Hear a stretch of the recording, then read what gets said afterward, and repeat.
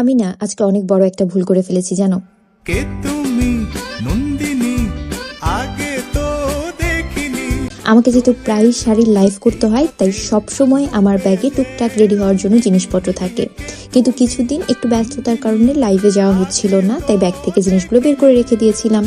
তো আবার আজকে লাইভে যাব ভেবে জিনিসগুলো ভরেও নিয়েছি, কিন্তু আসল জিনিস মানে শাড়ির লাইভ করি, শাড়ির যে আসল জিনিস সিপ টিফিন বক্সটাই নিতে ভুলে গেছি। হেজাবের 2-3টা কাটা ছিল, সেটা দিয়ে কোনো রকম করে ম্যানেজ করে আমি শাড়িটা পরেছি। কিন্তু এমন বেনারসি শাড়ি কি আর কাটা দিয়ে সামলানো যায়?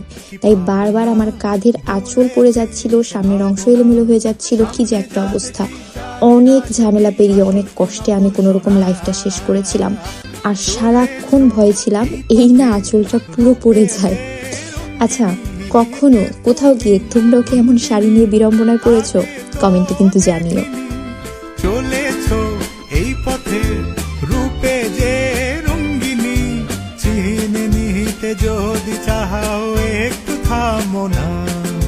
সামনে যা দেখি জানি না সে কি আসল কি নকল সোনা।